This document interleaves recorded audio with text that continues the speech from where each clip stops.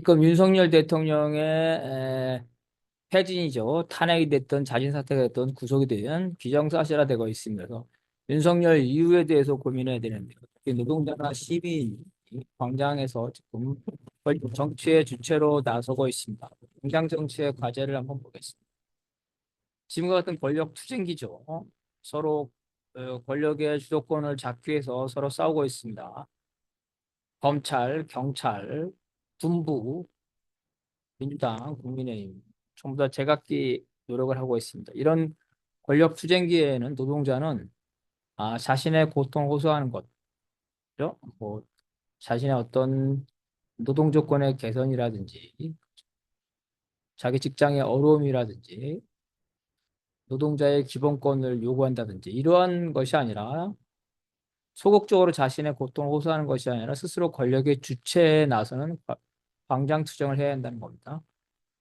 노동자는 보수 정당이죠. 민주당이나 국민의힘에게 자신의 요구를 이렇게 부탁하는 것이 아니라 오히려 이럴 때는 대중투쟁을 주도해서 스스로 권력의 주체가 되고 자기 문제를 스스로 자기가 풀면 되는 거죠.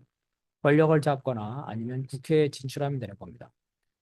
지금 노동자가 국민의 요구에 따라서 주력해야 할 투쟁 순서는 윤석열 체포 구속이 제일 시급합니다. 국민의힘 해체, 검찰 권력 해체, 수구 보수죠.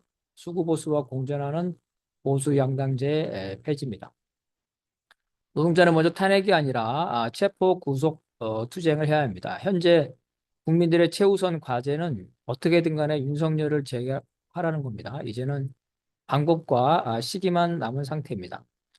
민주당은 탄핵이 유일한 방법이라고 주장하고 있고요. 경찰과 검찰은 구속을 통해서 자신들이 과거의 어두운 면을 싹 씻고 권력의 주체로 나서고자 합니다. 한동훈은 막부 통치죠. 윤석열을 식물인간으로 만들어 대통령이 그대로 놔두고 자기가 막부 통치를 하겠다. 이것이 실질적인 윤석열의 제거라고 주장하고 있습니다. 반면 노동자와 시민이 국민들의 요구죠. 윤석열 제거라는 요구에 부응하는 방식은 체포 구속이 돼야 됩니다. 국회 앞에서 민주당과 그 지지자들, 국민들이 모이더라도 우리 노동자와 시민은 윤석열 체포 구속을 요구하면서 광화문과 용산으로 행진하는 것이 필요하다고 봅니다. 이러한 국회 앞 투쟁과 용산 투쟁은 서로 모순되지 않습니다. 먼저 국민의힘을 해체한다면 광장 정치와 노동 정치죠. 이러한 노동자 시민이 권력의 주체로 설 수 있는 이러한 국민 해체로 인해서 보수 권력이죠. 보수 권력에 공백이 생긴다는 겁니다.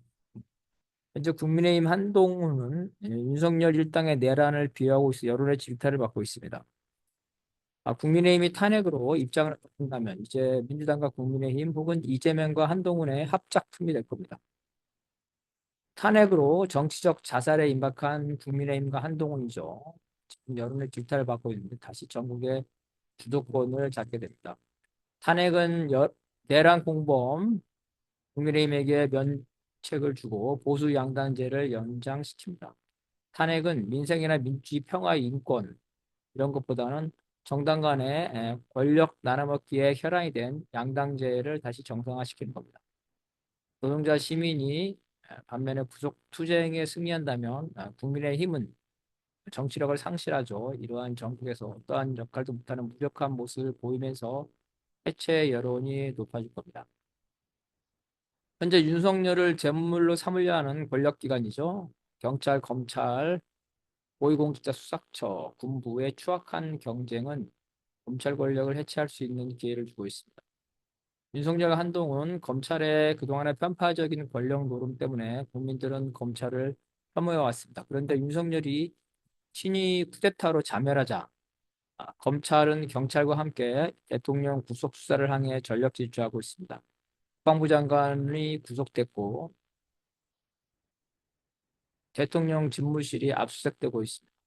검찰이 윤석열을 체포 구속하면 잠시나마 검찰의 존재 가치가 부각될 겁니다. 그렇지만 검찰을 견제하려는 경찰과 특검의 후속 조치로 검찰의 치부와 권력 남용이 밝혀질 겁니다. 결국 검찰은 자신에 대한 국민의 분노를 잠재울 수가 없습니다. 노동자와 시민은 윤석열의 퇴진과 국민의힘 몰락 이후 검찰 권력 해체 투쟁에 나서야 됩니다. 중앙집권적인 검찰청과 검찰총장직을 폐지하고 검찰들은 특히 대검은 공소유지 기능만 담당해야 됩니다. 이러한 국민의힘이죠. 한나라당, 새누리당 이러한 수구 보수가 연장되고 윤석열 같은 괴물 대통령이 나타난 것은 바로 보수 양장대 때문입니다. 국민들은 박근혜를 끌어내린 후 민주당이 집권했지만 수구 보수 정당이 바로 재건됐습니다. 민주당은 수구 보수 정당과 구조적으로 권력을 나눠 갖는 양당제를 조금도 바꾸지 않았기 때문에 먼저 민주당이 집권하고 그다음에 국민의힘이 집권한 겁니다.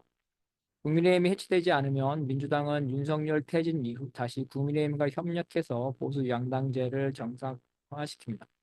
지금의 양당제에서는 민주당과 수구 보수가 돌아가면서 집권하고 있습니다. 민주주의의 핵심은 정권 교체인데 국민의 선택지는 민주당과 수구 보수 정당에 없기 때문에 국민들이 돌아가면서 찍고 있는 겁니다.